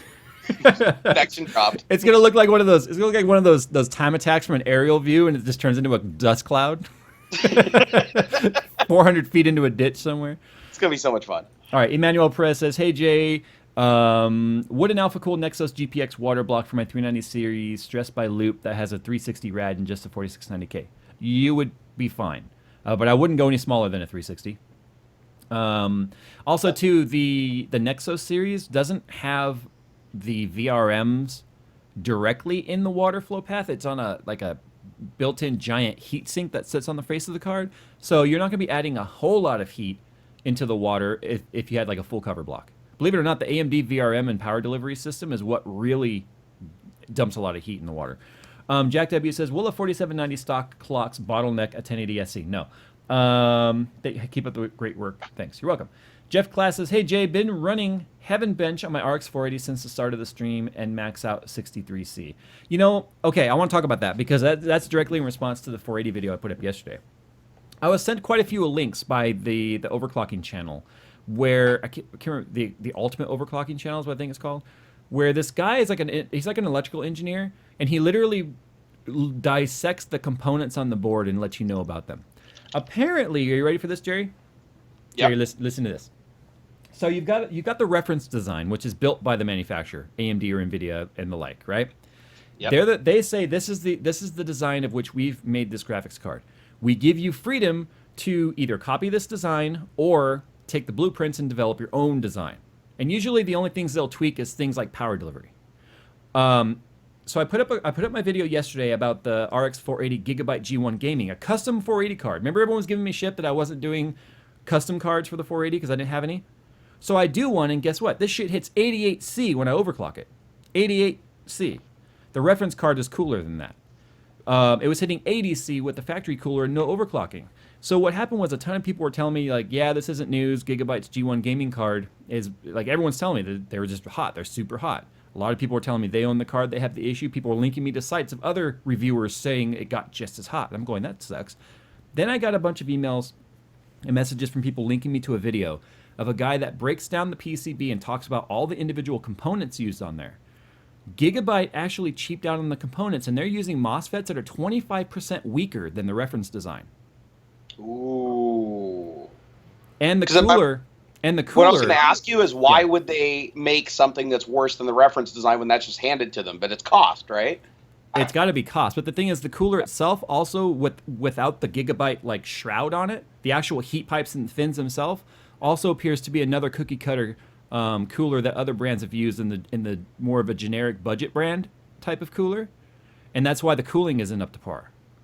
So I don't understand this. How do these companies not realize that stuff like this isn't going to come out? Like, I don't know. That's why I put up that picture today showing I'm taking my reference 480 and I'm taking this EK water block and I'm just going to water cool the thing and see how well it does. So, the poor 480, man. AMD, guys, I rooted for you. I rooted for you. The 480 controversy. Remember the PCIe power draw thing? Yep. I remember seeing pictures of the bottom of the board actually being physically discolored. And now the custom board partners who are being charged with taking this design and making it better are cheaping out on it. Now, you know what I want to do? I want to do a video on this, and I feel like this might damage some relationship I have with a couple of brands, but I think this video needs to be done. And that being the attention to detail that companies that make both AMD and NVIDIA, the level of detail they give NVIDIA versus the level of detail they give AMD on the same price points. Like, for instance, you can take a graphics card and say you have the same series graphics card, and the G1 Gaming is kind of an offender when it comes to this.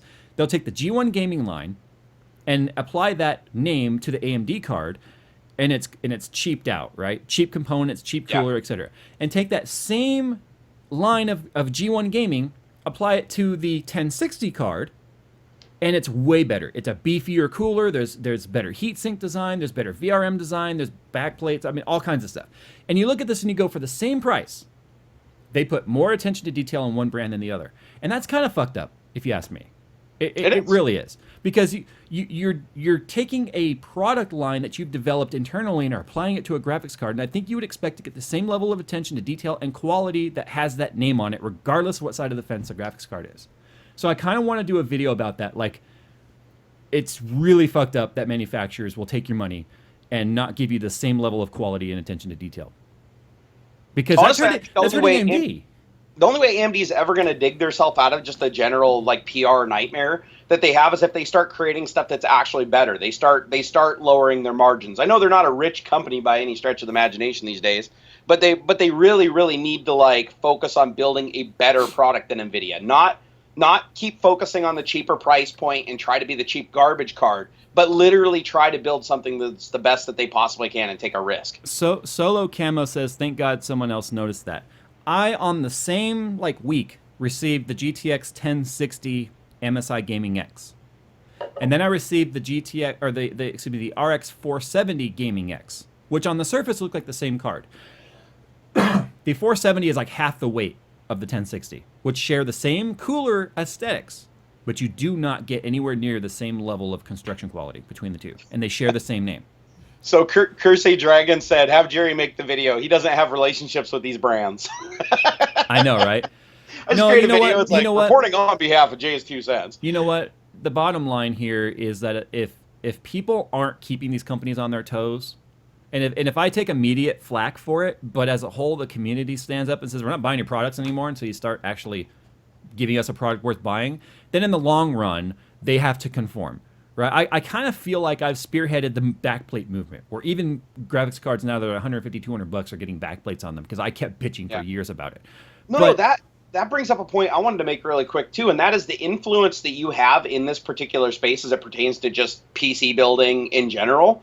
Is you have a lot of power with these companies. You might think that you're damaging the relationship, but in the long run, if you force them to change their ways by bringing them under fire, not intentionally, but you make an issue public enough that everybody's like, okay, this needs to change. You force them to make a change that ultimately down the road could make them better. This has happened with me in 3D printing companies before. Yeah. So it's sometimes doing what might seem like is hurting a brand is actually helping them. Well, I'm gonna do this video because one, I think a company would be stupid after the whole Mayhems thing to be like, we don't like that you said that we're not equal about our quality, so we're gonna stop seeding you. I think they know that there'd be fallout from that in a negative way. But I also don't want a CEO is a little rougher than most companies. But I also don't want to take products sent to me for review and then use it to say, hey, look, you guys are really dropping the ball here. Now, I did that with the RX 480 because that was a particular product sent for review. But what I think would be fair is if I went out, spent my own money on getting both versions of the card, and then took the cards apart and dissected it and showed you. Do you think that's fair? Use my own money to do that video? I think that's fair because I agree with you. If a company sends you a product, you still need to be honest in your review of that product, but you don't want to intentionally damage it. Like I've received stuff before where I'm like, I'm not even going to review this. Like because all I could possibly do is create a video that's just going to burn you to the ground for trying to get my opinion on something, and that's not really fair either. Yeah. But if you buy it with your own money, hell yeah, pour kerosene on it and light it on fire. Now I'm gonna be my own devil's advocate for a second here though. Are you ready? Oh shit. If you're a company, I didn't fart. I swear I just moved in the chair. All Hobbs, go ahead and cut off the comments. Guys, we're cutting off comments here. Anything that's come in, we will read before we get out of here. But anything that comes in after right now, 6:15 p.m., we will continue next week. Okay? So yeah, because I still have like 10 or 11, I think. Same here. We'll have to do lightning round on those. Minor. Okay, if you're Jerry's GPUs, okay, and you decided you're not going to only get on one side of the fence, you're going to make both. Okay, so you contract with AMD and NVIDIA to make graphics cards. And NVIDIA has 80% market share, which they do. Yep. Do you spend the same amount of money to develop for the 20%? That's a tough question because, I mean, from a monetary standpoint, no. Yeah. Because you don't have the same resources. Like NVIDIA literally can buy 60% more stuff than you, which lowers their price on components and everything. Yeah. But yeah, I understand where you're coming from that point. But at the same time, the reason why AMD is at 20% market share is because their products are becoming lackluster, and people are realizing that even though they might be good for the money, they're not as good for the money as the competitor, and they need to break that stigma. Yeah. So that's the only reason. That's the only reason I can say, like, when I get the same series of graphics card on the same price point, why the AMD card feels like it's cheaper made compared to the NVIDIA card is because maybe it costs them more to make the AMD card because of bulk sales. I don't know. That's the only thing I can think of. But it kind of makes me want to put these companies on the spot too, and maybe even write them up. Like, hey, I'm doing this exploratory piece about, and I would like your official statement about the quality differences. You think I should do that? Say again. Sorry, I was timing out somebody. I'm saying I wonder if it would be prudent for me to approach the company and say, hey, I'm doing an exploratory piece regarding the quality differences between the same car or the cards in the same price point versus AMD versus NVIDIA that you sell, and the obvious quality difference between the two, and give them an opportunity to give me a statement. I think that's about as fair as you could possibly be. That's like even going above and beyond, honestly. Now, I've done this before. I did this with the MSI thing about the BIOS issue. Remember we talked about that, how MSI was shipping with the faster BIOS? And before I did that video, they did say, okay, let me bring this up to corporate in Taipei. We'll get back to you. And of course, they never got back to me. So I did the video anyway. Yeah. But I think it would make sense to give them the opportunity. Like, hey, tell us from your perspective, from a manufacturing perspective, why at $250, both these cards with the same name have varying differences of quality. And I think I'll. And who knows? They might actually surprise you. I mean, not likely, but they might surprise you and actually give you a reason that you hadn't previously thought of. Right. Okay, we're gonna lightning round this because we are running out of time. Jerry's got a thing he's got to go to. He's got to see a guy to place it about a thing. Corporal Certified Noob says, Jay and Jerry, love the channel. 2 questions. Where is Microsoft going with adding Bash? Question 2 missing. Question 2, Hobbs put in a note. Question 2 was missing. He said 2 questions and only put 1. Okay, so the first question there, Microsoft is actually doing something really weird that I don't even understand, and that is they're putting Bash in Windows, like you said, to be more supportive to open source development in the Linux side. But at the same time, they're also developing BIOSes on several computers that lock down the system and prevent Linux from being installed. They literally encrypt the drive so that you cannot install Linux to it. You can't format it, you can't do anything, and I think that's complete BS. So I think Microsoft is really trying to get the Linux base to start developing software for Windows without having to change over, but not reciprocating and going the other way, and I think that's bullshit. Okay, Master Chef Magnus says, I have a vision impairment, and I'm looking for an RGB keyboard with Cherry MX blue switches. I need to assign specific colors to keys to help with my eyes. What do you recommend? Corsair RGB series? I love the Corsair RGB series, and also head out to Amazon and do a search for keycap replacement. All the MX keys use the same cap. So you can actually go out and buy caps that are already color-coded, or you can get caps with insanely huge fonts on them, if that helps. That helps, especially if you can't find an RGB and blue switch that you want. Although blue is very common. So, Killswitch69698 says, do what you think is best, just have fun at CES. I will do that. Thank you, sir. I agree with that. I always make a decision which I think is best for the channel and the viewers. Believe it, regardless of what people like to think, I always do what I think is best. Sir Stankovsky says, my first car is a 1995 Saturn. It's older than me. Now we know how old he is. He's got a 3570K, 4.8 gigahertz, GTX 960. If I want to get 100 FPS or ultra-wide 60 FPS, 1080p and higher to very high, what GPU should you buy? At least a 980 if you want 100 FPS on ultra-wide. 980 Ti are cheap enough now. I'd go with one of those. Eric Steele. Sup, Jay? Another week, another $5 for the support. Thank you, sir. Thank you, got giving it all on your channel each week and you grow. I think Eric might be drunk. Oh, Eric Hobbs put it away. He said, "Sub Jay, another week, another $5 for the support. Thank you, not giving it. Thank you, got giving it all on your channel each week, and you grow." I think he's saying thank you for giving it your all and for growing. I think Close enough, dude. I'll take it. All right, go Jerry. Lightning round it. Boom. All right, so we have Ruben Villalobos says, Jerry, looking good. Keep it up. Jay, took your advice and ordered myself an EK Predator AIO. Can't wait for it to get installed. Thank you both for the awesome content. All right, and now my browser's not responding. Okay, hold on. Here we go. Thomas Wilson said, what do you think about someone starting a tech or let's play channel? There are a lot now. So is it really worth it? Okay, so let me tell you something. No, it's not worth it if you care about making a ton of money, because you're not. The market's completely flooded unless you have something that's completely, entirely unique. You're not going to do anything. But if you're doing it just as a hobby, absolutely. Everybody should create a channel if they're doing it just for fun. But if you're trying to create a business, no, forget about it. Jacob Malm said, hey, Jerry, it's awesome meeting you at the Red Bull GRC Lights event. Yeah, that was an amazing event. I love it. Can't wait to see your video from it. Also, PDX Land will be fun, and I can't wait to meet you again there. You are the most chill and humble person I've ever met. Hope you stay safe, man. Thank you so much. Yeah, I get that comment a lot. A lot of people are like, damn, you're just like you are on YouTube. Just less of an asshole. Gabriel Barco said, I have an Alienware X51 R3. Okay, next question. No, don't judge. You put don't judge on there. I have a 960 reference. Is it worth upgrading to a 1060 for a single 1080p? 960 to 1060. Jay, go. That's a pretty big jump. The 1060 is equivalent to a 1080. Or I'm sorry, a 980. What's the price on the 1060? The 1066 gig is going in the upper 200s to low 300s. Yeah, but it's inflated right now. The 1060 is also inflated. There's also a 3 gigabyte model which has less CUDA cores, one less SM unit, and is 3 gigabytes for around the 199 to 219 range, and it's still faster than an RX 480 and all DX11 games, which it puts it into being faster than a 970 but a little slower than a 980. So a couple $100 is inflated. Wait for the price to come down and jump on it. Patrick Jackson, hey, love both your videos. I had a question for you both. What do you guys use for camera and lens reviews? Thanks, and keep up with the great content. So what's our secondary camera? For me, it's a RX100 M3 Sony pocket camera, which has a similar sensor to my main FDX 33. And Jay, what are you shooting on for your secondary? Okay, so I started with the T2i Canon, and then I moved on to the 70D. After that died, earlier this month, I moved on to the Sony FS5, which is very expensive. This setup, as you see it right here, is about $8,000. It's not necessary for YouTube, but my 70D is still my backup.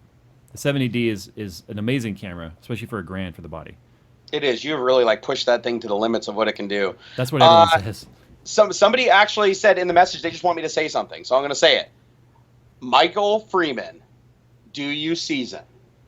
I have no idea what that means, but I just said it for him. I think you just triggered like a Winter Soldier somewhere. Did I just like, yeah, I just activated an Al Qaeda cell somewhere in New York. Great. Let's see. Okari Polo said, you guys make easiest money ever. People pay money for their questions instead of quick Google search. Stay strong with the weight loss. He isn't wrong. That's not wrong, but remember, we didn't enable this. It just enabled itself. We didn't. This enabled itself, and don't worry, the IRS takes most of it anyways. Yeah. Let's see. Nicholas hold on, I got another one in here. Nicholas commented again. He said, "Hey Jerry, me again. The question wasn't pertaining to the 36C GPU temp, but rather the 70+C that I'm getting on the CPU, even though I tried everything I thought of to fix it. 70+C isn't bad. On an AMD, the max socket temperature to not be exceeded is 65. Wait, really? Yeah. My 8350 overclocked usually sat in 4950C range. And if you start to 63 to 65C on the socket temp is considered the max for AMD. And was he talking about the socket temp? Or was he talking about if he just put up CPU temp and not core temp? No, you know what? I'm sorry. I digress. That was he said the my core CPU temp. reaches 70C+, so I'm guessing that he's probably talking about just the CPU temperature, which seems the well CPU within. socket for AM3 Plus and like 8350 and the 9590 is an factory overclocked 8350, or the 9000 series is just overclocked 8350 and 8320. Should not exceed like low 70s on the socket and shouldn't exceed 63 to 65 on the core temp. He needs to be more concerned with core temp than the socket right now. That's a 220 watt TDP CPU. It's very heavy in terms of heat. So he So needs what to you're get a saying better is cooler. if it's his core hitting 70C, no problem, don't worry about it. If it's the socket hitting that, holy shit. No, other way around. Oh, If other his way core around? if his core is hitting that, that's too high. If his socket's hitting that, he's right at the limit. Oh shit! So in that case, what does he do? Like, He needs a better cooler, or he needs to bump down the voltage a little bit and underclock that thing. Yeah. Damn. Okay, Emmanuel Perez says, "Hey Jerry, looking great. Have you ever tried 3D printing with weed whacker nylon or nylon in general?" Thanks. Yes, I have 3D print. What? Someone in chat said we have reached digression. Digression. So no, I have not printed using weed whacker nylon before, but I have used something called T-glass, which is similar. It's a different mixture of nylon, and it's the most indestructible stuff ever. It doesn't look that pretty when you 3D print in it because it kind of goops and blobs a little bit, but you could literally print something your dog couldn't tear apart. So nylon is great for wearable parts. Let's see. Paul L said, "Hey Jerry, I have a 5-year-old Dell XPS 8300. I actually like the XPS machines. i7 2600, 8GB DDR3, 1333, and a GTX 660. That's a 56C idle temp. Wow, that seems really high. I applied Arctic Silver 5, but no change. What can I do? There is no way to add fans, and I can't afford a new rig. Thanks for any advice you can." I wonder, has that crept up over time? That's what I don't really know. I was reading the comments. I didn't hear the stats. So his CPU is idling. His i7 2600, which is the old one, is idling at 56C. It's a Sandy Bridge. So it's idling at 26C? No, at 56 it's idling. He's probably running. Did he say what cooler he's using? He said no. He just said he applied Arctic Silver 5, but no change. But he doesn't say what cooler it is. It sounds to me like he might be using the stock cooler that comes with it.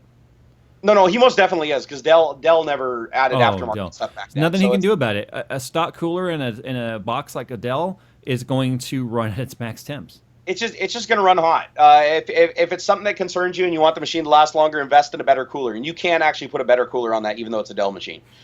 Let's see. Rob Davis said, "Jerry, love the channel. Donating to you because my comment cut out when donating to Jay. I just bought a Golf GTI. What should I mod first? Chip it. No. What would you do? Before he does a chip, like a stage 1 tune, which is a reflash, he needs to at least get an exhaust and an intake because that's what it's required for at least stage 1. Wait, you need an exhaust for a stage 1 on that? Do you know how many of those freaking resonators and muffler chambers are in the stock GTI exhaust? No, I don't actually. A lot. There's a lot of them. So in the downpipe and everything. So stage 2 typically requires a downpipe and stuff, but he needs to at least get an intake, like a hard intake and an exhaust on his GTI. He needs to tweak Coconut Monkey at Coconut Monkey MNKY, Coconut MNKY, because he's got a stage 2 GTI Golf that's got like 170,000 miles on it and it's still going. It's quick too. It's for what it is. It's legitimately quick. See, Coconut Monkey he just okay, guys. He just started texting me right now. He says for stage 1 he needs an intake. So do an intake and an exhaust before it. Yeah, that's what I thought. I thought it was just an intake for that. But still, I think he would get. I think he would personally get more from opening up the exhaust because it is a turboed car with an internal wastegate. So I think if he opens up the intake and the exhaust, he would get more benefit for his money than going with a chip and stock exhaust. Go find one of the tuners that actually works with VW online and see what the stage 1 nets you with just an intake, and then what a stage 2 would be with an exhaust. Because you should be able to do stage 2 on just exhaust and intake, and then stage 3 you have to do injectors and fuel pumps. So Nick is basically giving the cookie cutter mod list that he did, which is what he's recommending, which is intake, exhaust, an upgraded intercooler, a side mount intercooler, not like a front mount. You can get an upgraded side mount, and a stage 2. That's probably going to run you with the exhaust and the intake, the stage 2 and the intercooler, you probably under $2,000, and you'll have a car that's about 50 to 60 horsepower faster than what you have now. And in that car, that's going to be massively significant. Glenn Anderson said, "Hey Barnacles, you plan on ever doing another Codegasm episode?" Absolutely. I think an episode on game development would really be cool. The problem with game development is it would have to be a really simple game because the idea of Codegasm is to show you how to do something from start to finish, from nothing to everything in like an hour. But I will consider it. Maybe we'll do Pong or something like that. Victor Hogman said, "Question for Jay. I'm running an AMD FX 8320. Today will go down in history as the AMD episode. Yes, it was. With a 1.3 gigahertz overclock with an MSI 390X. My question is water cooling and an NZXT Phantom." Do me a favor. Go to my channel and look up any video and click donate. No, I'm just kidding. Good advice. I did a video on this in the beginning. Actually, I did a Phantom 820 build, but I did a custom thing like where I just drilled out some of the rivets and I did a a radiator in the bottom as well. So I was able to fit another 240 in the bottom. So I did, I believe, a 360 in the top and a 240 in the bottom. But if you look up, damn it, why can't I just search my own videos? Come on. Okay, there we go. Go to the magnifying glass, click Phantom 820. It's water cooling overhauling part 1 will work. Or there's the ultimate custom water cooled gaming rig complete 3 years ago. You'll see the loop I did in there. And if you're willing to remove the hard drive cage, then you can actually fit a bottom rad and a top rad. The thing with that case is it uses a 200 millimeter front fan versus the Phantom, not the 820, the other one. Anyway, it was able to actually fit a front rad in there, but this one doesn't. So anyway, watch those 2 videos. Just go to my channel, search Phantom 820, and then you'll see what you can do. Just go to Jay's channel and search for anything, you'll find it. Now the problem is I have almost 800 videos, and if you just put water cooling, you'll never find the one. Jesus, I didn't realize you had 800. That's 200 more than me. Damn. Lucas Adi said, "Hey Jerry and Jay, obviously great work, guys. Love the content from both of you. I have a question. Ooh, it's a car question too. I'm doing an engine swap on my 1972 MGB, cool car. Do you guys think I should put a Wankel in it or an SR20 DET? Go the SR20 if you want reliability. Go the Wankel if you just want like badass sound. I love the way Wankels sound. Yeah, the SR20 DETT is a very reliable engine. Yeah. The Wankel's going to piss you off reliability-wise, but it is an MGB, so it makes sense to put something unreliable in it. Go the RB26. Yeah. Wait, RB26? Yeah, why not? I just cram a Skyline motor in there. Screw it. Put an LS3 in it. Fuck it. Vinny Vega said, "Hey Jerry, looking good so far on the weight loss journey. I have a Canon T3i, and after shooting a video, the picture is all fuzzy. Is the settings messed up? I've seen other videos where it's crisp and clear. That just sounds like a focus issue." Go to a channel on YouTube called Dave Dugdale. He's a photographer / videographer guy. He does a lot of how to shoot video on DSLR, and you need to learn. We can't just tell you, yeah, shoot this setting. It needs to be settings that are set up for your environment. So watch his videos, watch Digital Rev, watch guys like them. They'll teach you how to shoot video and how to learn the settings so that you can manipulate them for your environment. I've given up on DSLR. I'm going to get a DVX 200. I think that's what I'm going with. It sucks because we all have that time where we spent all this time to set up the video. We shoot the video. We go and we look at the footage on our computer and we're like, fuck, because something was wrong. We didn't realize it. Or like Dude, I literally want to get a big monitor screen. Like I want to get like a 12+ inch monitor screen because I always do that. No, you don't need that. All you need is a camera that has focus zebras. Focus peaking. Anyway, like my latest video, right? Everyone commented like, "Why is the focus so soft?" Because I missed the focus. I missed focus, and that's like the noobiest mistake you can do. But when you don't have someone sitting there actually monitoring it for you, it's easy to miss focus. Yep. And the last question I have from him is Jared Zarnikow. That's another name, sounds familiar. He said, "Hey Jay, Jerry, can I tickle your pickle for a nickel? Little joke. Love you guys." Whoa, that better be that nickel better be like code for like $500. Dude, that's a good one. I mean, tickle my pickle for a nickel. That's I'd say that's a good one to end on. That was your last one? Yeah. All right, and I just got a text from the wife that said dinner's done. So with that, the outro is rolling. Thank you for watching Tech Talk 127. YouTube's making changes again, and we talk about cars, 3D printers, and computers. Damn it, AMD just dominated this episode. See ya. I'm gonna chew it. I'm gonna salivate all over it. And I'm going to get a new microphone next week because I'm not going to use this one again. And then I'm going to swallow it. Ew.